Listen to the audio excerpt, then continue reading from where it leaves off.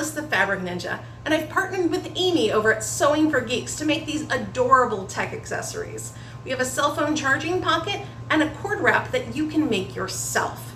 The patterns are actually free. Look down in the description of this video for a link for where you can get the free patterns. I've made a cute, adorable kitty cat here and a kitty cat and pumpkin here, but there's also patterns for other ones. On this sheet, you can make a pig, cat, dog, or owl, but it's just a way of getting you started. You can personalize these in any way you want. These are actually perfect projects for people learning to sew and teenagers. Because they're made of felt, the edges don't unravel, and it makes it very easy for new people to start this project. Now, I've cut all of these out by hand and done all the embroidery by hand, but you don't have to. If you follow that link in the description, you're gonna also find SVG files, which can be used by your Cricut or other cutting machines. You can actually cut out all these pieces. And if you prefer, you can absolutely do all of this embroidery on your sewing machine. You're currently watching the video for the cord wrap. If you'd like to make the cell phone pocket, just look in the description for a link. The cell phone pocket pattern is right over here, and this is the part that we're going to use to make the cord wrap. I'm going to go with a cat design because I already have some cats going on, and that is the part right here. So this is one cord keeper right here, but you can actually use the ends of whatever part you want to make the creature you want. So I've already cut that out. Let me show you how it works. Right here is the cut out piece. This end, when it's up, is a cat or a pig. You can use it to make either of those patterns. Let me bring in some images to help you see. So the cat and the pig both have pointy ears. So you can use this end of the pattern piece to get either of those animals. And if you would like an owl, you turn it over and use the dotted line here, and that will give you that nice owl ear shape on the top. And if you want a dog, it's actually rounded at the top, but the dog appears when you put it upside down like that. And then you can put your ears on for the dogs, the eyes, and the nose. So you can use this pattern piece to create any of the animals I've shown you here, or quite frankly, any animal that you can imagine. This is just a jumping off point for you. So we're gonna make the cat/pig today. So I am going to just cut this in half. You can certainly fold it to get the other half out of the way, but I'm just gonna cut it to help cut down on confusion. So I have a black piece of felt here, and I'm going to put the cat pattern piece on it. You can pin this in place, which is probably what you have available. I prefer to use some spray adhesive. It just makes my life a little easier. So I'm going to do a quick shot there. So there we go. It's stuck on now, but it easily comes off just like a Post-it note. And now I'm going to fold it in half along the center and cut around the outside edge. You do need to make sure that it's going to cover both layers. And so I'm going to reposition this just slightly to put this center part on the fold. So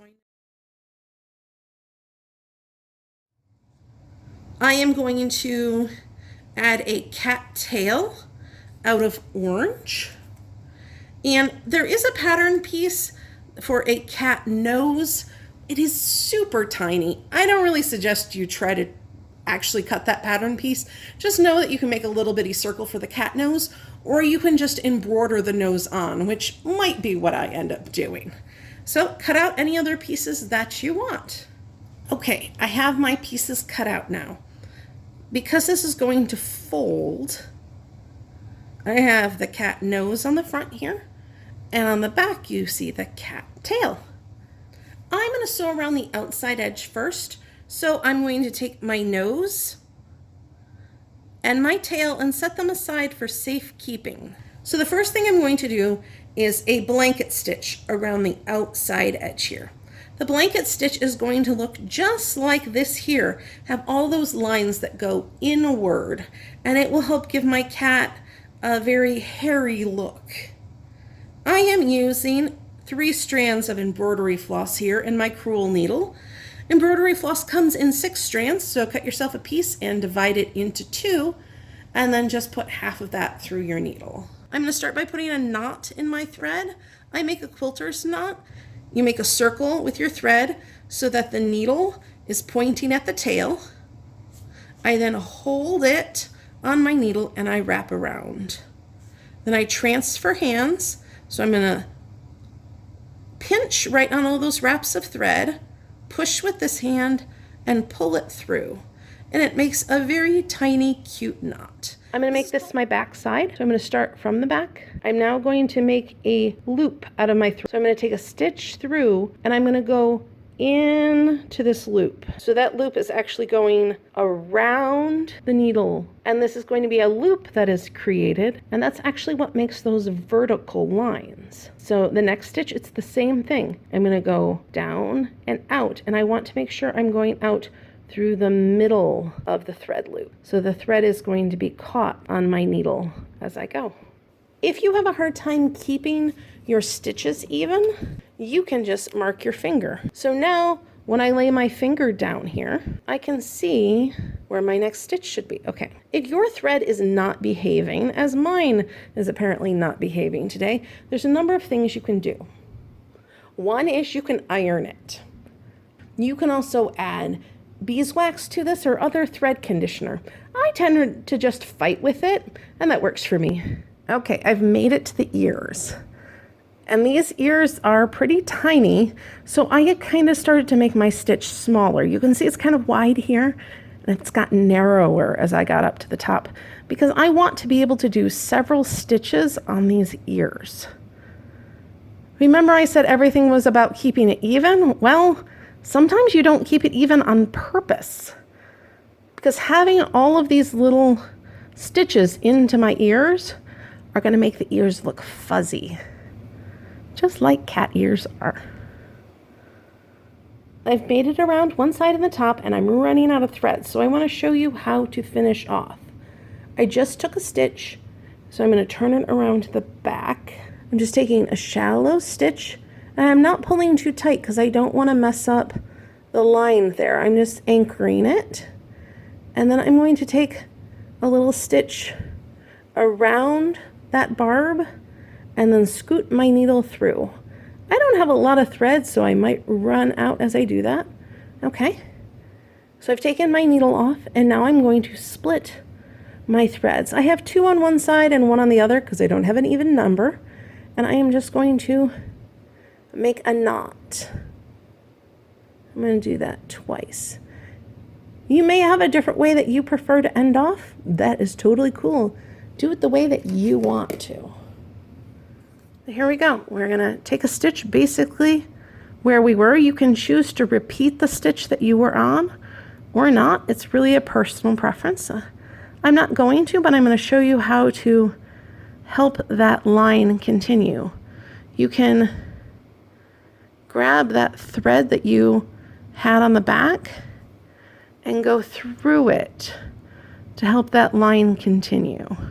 If you leave enough slack, you'll be able to get your stitches the same length. And now we're up for the next stitch. I'll just take it right here, and then I can continue on like I was. So I have made it all the way around, and now I need to decide what is going to be my front and what's going to be my back, because it's symmetrical. To give you a better idea of how it's going to work, I brought some cables over here with me. This is the charger for my cell phone, and it's just going to fold around it, and there will be a button on the inside and a buttonhole on the back that it can go through. If you have snaps at home, you can also use those. So this is what it's going to look like, and I need to decide whether this will be the front, the cat's face, or whether this will be the front, the cat's face. I think I'm going to go with the one with the longer piece in the front for the cat's face for mine. And I'm going to take my cat tail that I've managed not to lose and stick it over here.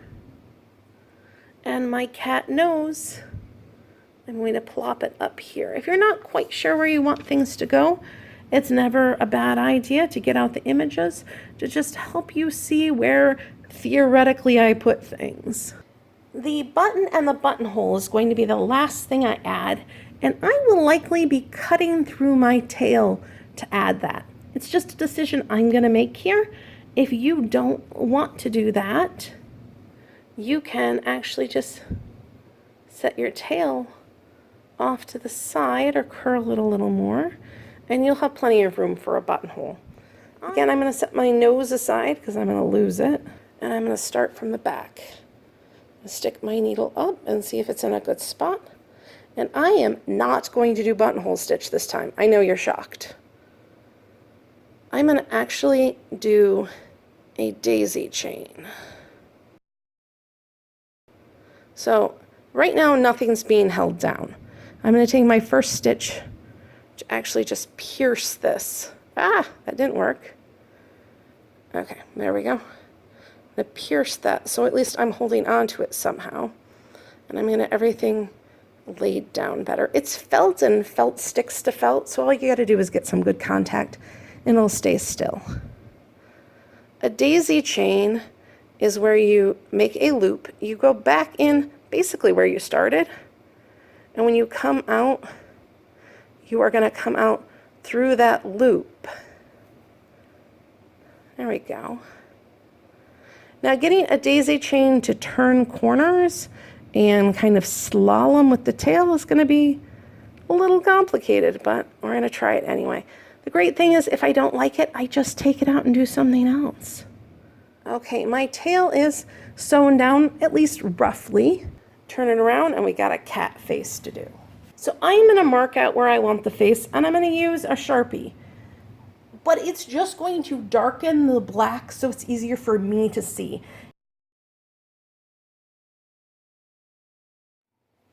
Okay, cat face. Make the eyebrow by creating a horizontal line where each one goes, and then make a tiny stitch in the middle that creates the raised curve shape. Slide your needle between the layers of fabric and then repeat that for the other eye. There we go. Getting started. So here is the nose I have cut. I'm not loving this nose anymore, so I think I'm just going to do a nose by hand. I'm going to make the nose with a satin stitch, which are long stitches that lie right next to each other, so it's smooth. You could also do a satin stitch heart. That would be super adorable. There we go. I'll take that. It's kind of looking like an owl right now. I need some whiskers. Stat. So we're going to take a little stitch downward. That's going to be the little vertical part here. So I'm going to go back here, and there's that side. I'm doing the sides kind of together like this so I can keep them balanced. So that's a really grumpy cat right now. I think I want my cat to be a little bit happier. So I'm gonna just kind of go up a bit. That's a much happier cat. And then I'm gonna trail over here, and I'm gonna take another little upward stitch so my cat is much happier. The whiskers kind of start from the top of the nose and go down. I'm gonna go here, and they're a little bit separated from the nose, so I'm going to scooch over a bit. There we go. And I'm just going to make these big, long stitches.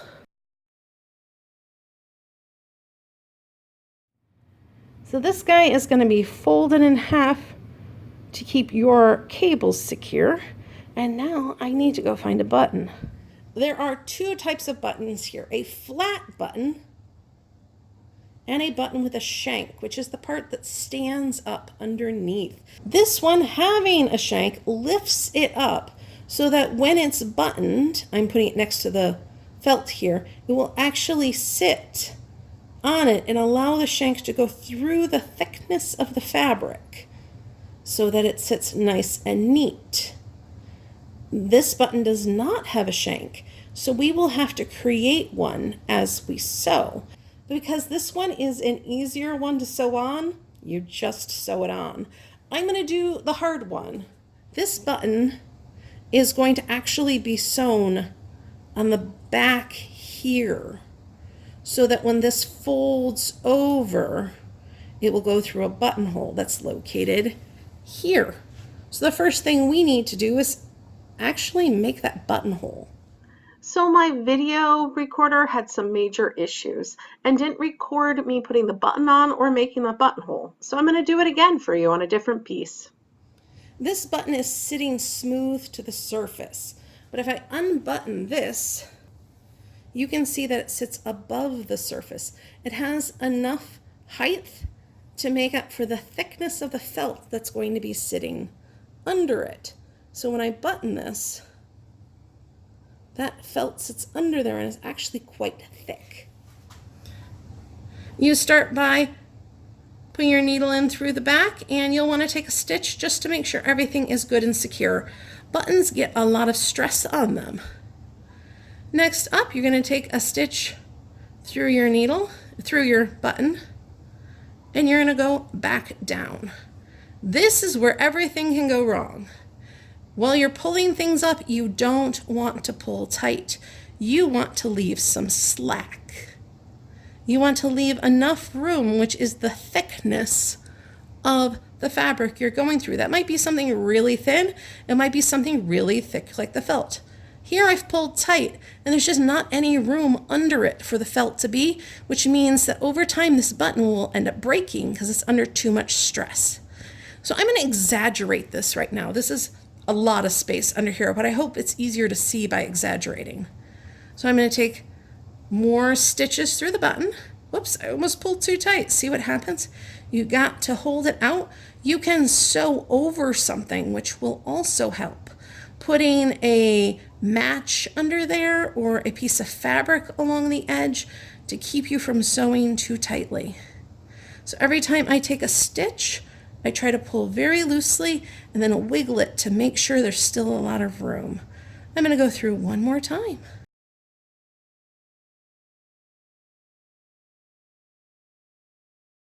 So I've got some good room there.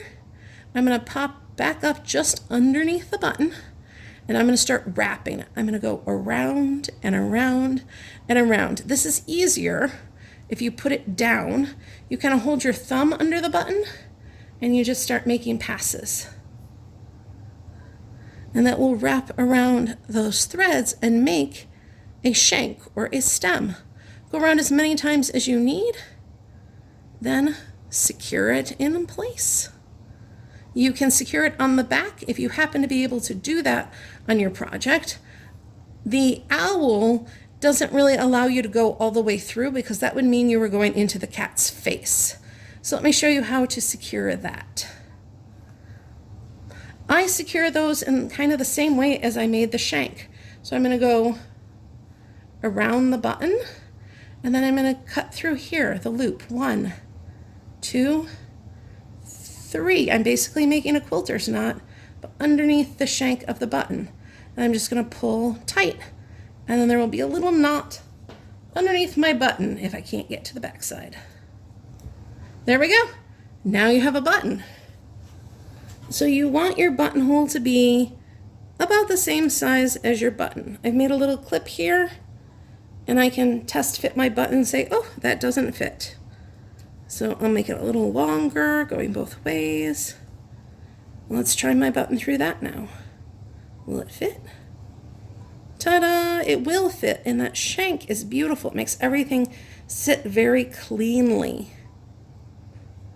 So this is felt. It's not going to go anywhere. It's not going to unravel, but is going to get a lot of stress on it due to a button going through it. So this is the back side of the button because it's going to be going over like this. So I'm going to turn it over to make this side the pretty side. I'm going to start by sewing a stitch right at the end. This strengthens the last part of the cut so the cut can't go any farther and rip. Now I'm going to do the stitches just like I did before. And in this case, I'm going to have that runner be along here instead of on the inside. So now I'm as far as I can go. My needle has hit the bottom. And so I'm going to take some stitches across to make sure that it can't rip this way either. I'm going to turn around and I'm going to head back the other way. There we go. We got a buttonhole. So this is the pretty side. It's not that pretty, but oh well. Now I'm going to go to the back side and knot it off. This adorable cord keeper is ready to hold on to your charging cable. Lay it inside your kitty cat and button it around. Now your cords stay perfectly gathered together. If you also have a cell phone charging pocket, when you're not charging, you can just stick those cables right inside and hang this up so that you have it exactly where you need it. Thank you for watching the Fabric Ninja, and don't forget to subscribe.